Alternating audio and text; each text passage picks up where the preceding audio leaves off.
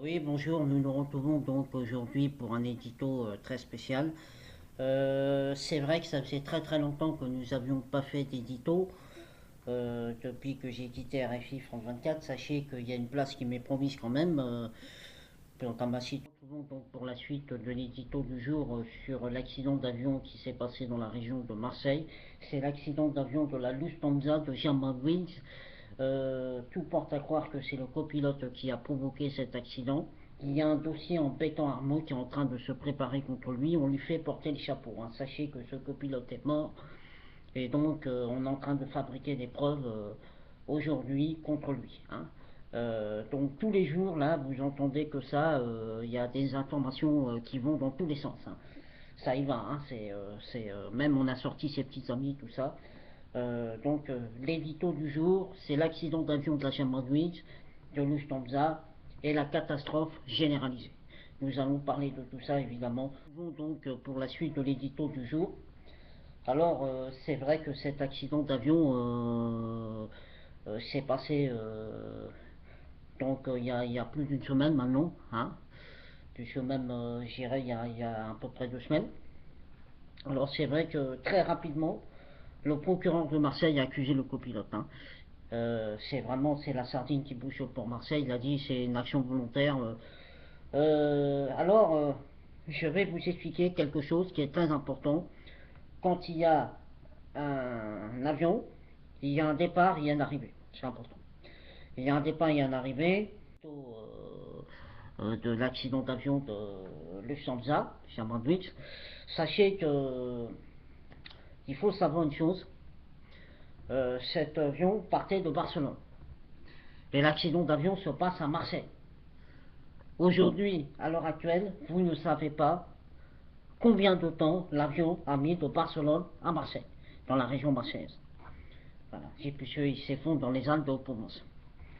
Nous savons les détails, notamment à propos des pilotes d'avion. Le copilote est très jeune. Le pilote est très âgé. Mais on connaît l'âge du copilote, 28 ans, mais on ne connaît pas l'âge du pilote. On ne connaît pas non plus la destination. Alors il semblerait que la destination c'était l'Allemagne, c'était Berlin. Voilà. Donc c'est important. On se retrouve tout de suite pour la suite des informations. Donc la question est de savoir combien de temps il s'est passé entre Barcelone et le scratch de l'avion dans la région marseillaise. C'est passé à Sainte-sur-Mer. C'est dans les Alpes de Haute-Provence. Alors aujourd'hui, il n'y a aucune information là-dessus. J'ai bien dit il semblerait, qu'il y ait eu 1h21 de transport. 1h21 de transport pour faire Barcelone-Marseille, puisque c'est pratiquement Marseille. C'est très lent. Ce n'est pas la vitesse d'un suicide. Ce n'est pas suicidaire. C'est un élément très important, surtout tout de suite pour la suite, pour parler de tout ça. Vous vous rendez compte que l'avion, par la durée du temps entre Barcelone et la région marseillaise, 1h21, vole tranquillement, paisiblement. Quand on veut provoquer un suicide, c'est comme sur la route. C'est un peu comme le carjacking. Vous allez sur l'autoroute, vous roulez à plus de 200 km/h. La vitesse autorisée, c'est 120 km/h. Vous roulez à 200, 300 km/h, vous provoquez des accidents. Ce sont les suicides. Ce sont les meurtriers. Quand vous voulez tuer des gens, vous voulez vite. L'avion volait tranquillement, paisiblement. Ce n'est pas un suicide. Donc, la théorie du on essaye de faire porter le chapeau à ce jeune 28 ans. La vitesse de l'avion est une vitesse lente. C'est pas une vitesse d'un avion de suicide. Il n'avait pas des intentions de suicide. Le suicide, c'est des foutaises, c'est des baratins, c'est des mensonges créés par le procureur de Marseille. Quand on sait que la ville de Marseille est une ville où il y a des cadavres sur le bord de la route. Quand il y a des gens qui disparaissent, vous ne savez même pas qu'ils disparaissent à Marseille. C'est moi-même là dit. Il faut savoir que là-bas, c'est des truands, c'est des voyous à Marseille. On ne peut pas faire confiance à ces gens-là. Ils n'ont aucune intégrité. On se retrouve tout de suite pour la suite d'information. Il faut savoir que ce pilote d'avion est très jeune, à 28 ans. Donc, maintenant, vous savez la durée entre Barcelone et Marseille. Il doit atterrir à Berlin. Qu'est-ce qui s'est passé? Le pilote d'avion, à Barcelone, je le dis, le pilote d'avion a 28 ans, qu'est-ce qui se passe? À Barcelone, le pilote n'a pas eu le temps de faire ses besoins. Il a oublié d'aller piser, puis c'est comme il est vieux, il n'a peut-être pas la vessie qui permet de résister. Et il s'absente, il demande au copilote s'il a envie d'aller pisser. Et il a envie d'aller uriner. Et il laisse le copilote tout seul dans le cockpit. Et c'est là que va démarrer l'histoire, les accusations contre le copilote. C'est là que va venir le problème. Vous allez découvrir la suite. L'avion démarre à Barcelone, il doit arriver à Berlin. Vous faites Barcelone-Berlin en environ 2 heures, 2 heures et demie. Donc je vous dis déjà, quand on met 1h30, 1h21, pratiquement 1h30 pour faire Barcelone-Marseille, c'est une vitesse lente. Aujourd'hui, on ne connaît pas l'âge du pilote. On ne sait pas si le pilote est, comme je vous ai dit, à 28 ans, très jeune. Il a un peu plus de 600 heures de vol d'avion. Si vous calculez bien, 600 heures de vol, ça fait à peine 1 an et demi. Ça veut dire que c'est un novice, il est jeune. Imaginez-vous un gamin, il a 28 ans, il est au code dans un avion, dans un cockpit. Il a 600 heures de vol, il a volé 1 an et demi. Le pilote, je vais vous dire son âge. En fait, il a une cinquantaine d'années. Il semblerait qu'il ait entre 55 et 58 ans. Il a 58 ans. Vous imaginez un gars qui a 58 ans avec un jeune homme de 28 ans? Ça ne vous pose pas de problème? Vous voyez, c'est là que naît la clé de l'histoire. Vous comprenez? On se retrouve tout de suite. Il a une cinquantaine d'années. Le copilote a 28 ans. Et vous voyez les quintages. D'après la Lufthansa, la compagnie aérienne allemande, le copilote est en parfait état de santé. Il a passé tous les tests. Il n'y avait pas de problème. Il était parfaitement normal, apte à piloter. Il ne cesse pas de le répéter. Mais aujourd'hui, la compagnie allemande, qu'est-ce qu'elle dit? Elle dit, le copilote lui a fait passer les tests, il était tout à fait apte à voler. Le médecin lui avait fait un certificat médical. La Lufthansa a affirmé que le copilote avait caché qu'il avait un arrêt maladie. Simplement, le médecin a précisé que l'arrêt maladie, s'il n'était plus malade, ne justifiait plus l'arrêt. Et qu'il est tout à fait apte. Or, la Lufthansa a fait passer les tests, il était apte. Donc, où est le problème? Il n'était pas suicidaire. Aujourd'hui, la seule chose qui est, vous allez voir la suite, qu'est-ce qui s'est passé dans le cockpit au moment où le pilote est parti aller pisser. Je vais vous expliquer qu'est-ce qui s'est passé. Le copilote se retrouve tout seul. Le pilote est parti pisser. D'après les premières analyses, la première boîte noire est une boîte de secours. C'est une boîte qui permet d'entendre les dernières demi-heures de communication entre le pilote et le copilote. La deuxième boîte noire vient juste d'être retrouvée. Nous allons parler de ça, vous allez voir sur le cockpit. Le pilote est parti, pisser. Le copilote se retrouve tout seul. Il active un bouton qui entraîne la chute de l'avion, ça veut dire la descente accélérée de l'avion. D'après les nombreux témoignages, notamment de pilotes d'avion qui sont venus à la télévision, à BFM TV, ce bouton était très fragile, il avait tendance à se cacher. Il avait tendance à émettre des bruits. Le bouton, l'avion descend, et sa respiration est normale.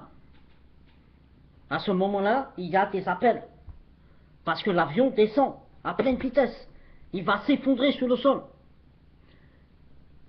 Le copilote ne répond pas.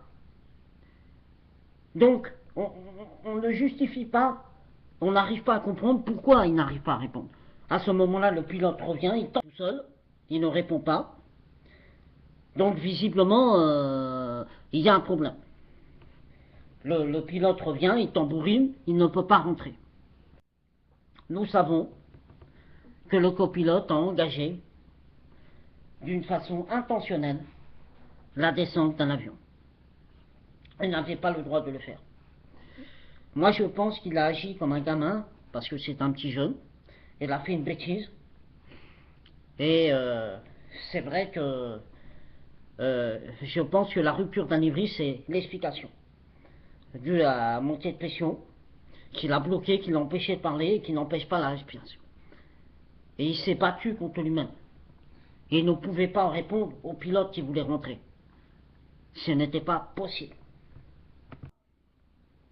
La deuxième boîte noire a été retrouvée par une gendarmette, une jolie blondinette avec des cheveux bleus. Il semblerait qu'elle ait retrouvé sous des vêtements bien rangés, sous la terre. Donc vous voyez que c'est un peu bizarre. Dans des vêtements bien rangés, sous la terre. C'est évidemment, vous imaginez bien que c'est la DGSE. La deuxième boîte noire est retrouvée, elle va donner des informations techniques sur le vol, pas sur les communications. Puisque l'on savait les dernières heures de communication. Et évidemment, c'était très important. La gendarmette l'a retrouvé sous des vêtements bien rangés, sous terre. Évidemment, on peut imaginer que la DGSE était derrière tout ça et que la boîte noire a été trafiquée. Il y a eu un certain nombre de choses qui ont été retrouvées au domicile du copilote. Et il y a une fabrication dans dossier en béton de preuves contre lui. Notamment les éléments de preuve qui ont été retrouvés contre le copilote sont des médicaments. On ne connaît pas les médicaments, on ne sait pas ce que c'est. On ne sait pas si c'est des psychotropes, on ne sait pas si c'est de l'aspirine, ça peut être du Doliprane. On a retrouvé des ordonnances, des certificats médicaux déchirés dans les poubelles. Je sais rien ça. Il s'est renseigné sur la porte du cockpit et sur les suicides. À l'heure actuelle, c'est les seules informations que nous avons. On sait que ce jeune homme était fragile. Dès le départ, on a fait porter le chapeau à ce jeune homme de 28 ans. C'est un gamin. C'est un jeune homme très jeune. Le pilote d'avion, on ne sait rien de lui. On ne sait rien. Et à l'heure actuelle, le dossier d'accusation est vide. Nous n'avons rien contre ce jeune homme de 28 ans. Alors, d'ailleurs, les témoignages en Allemagne prouvent qu'il était très sympa, très gentil, très souriant. Et, il prenait des cours de planeur. Alors c'est vrai que son papa lui a mis la pression. Ses petites amies ont dit que, vous verrez, on entendra parler de moi sans flanter, mais vous savez comment sont les femmes. Les femmes, elles peuvent se venger. Ça prouve rien. Vraiment, tous les jours, vous avez des accusations contre le copilote. Il est mort, il ne peut plus se défendre. Et c'est vrai que tout porte à croire que c'est lui. Mais à l'heure actuelle, il n'y a aucune preuve tangible de sa culpabilité. C'est certainement pas un suicide, c'est peut-être un malencontreux accident, provoqué par une certaine bêtise du jeune homme de 28 ans, mais je ne pense pas à un suicide. Voilà. C'était la conclusion sur l'accident d'avion de la Germanwings sur Lufthansa, une affaire à la tord-moelle-neuve vraiment tordue, on n'y voit pas très clair à l'heure actuelle, et on ne sait pas encore la vérité. Dès le départ, il y a eu des accusations, voilà, à l'heure actuelle, nous n'avons rien. Il n'y a aucune preuve contre ce jeune homme de 28 ans, on n'a pas fait d'enquête sur le pilote, on ne sait rien. Attendons les analyses de la deuxième boîte noire. Hésitons de céder à la panique comme à Marseille. C'est la sardine qui bouche le port de Marseille, je tiens à vous rappeler. Marseille, il faut s'en méfier. Voilà. Sur ce, on se dit à bientôt, mangez bien des gâteaux au chocolat, pas de bêtises en mon absence, et surtout pas comme François. Suivez-nous attentivement sur la toile et sur Facebook. Allez. Donc on se retrouve d'une façon finale. On va vous mettre comme d'habitude une super musique. C'est une musique de 1986. C'est une musique de Kurt Malo, Capitaine Overlord. Voilà. Alors écoutez bien la musique, Capitaine Overlord. Voilà, à toute suite. Chanson de Kurt Malo, Capitaine of Alert, une superbe chanson de 1986. Oui, le capitaine abandonné, le capitaine dans son cœur. Voilà, ce qui correspond un peu au copilote. Voilà. C'est vrai que problème d'aviation civile. Hein. Allez, on vous laisse écouter la musique. Allez, on vous dit à bientôt. Salut.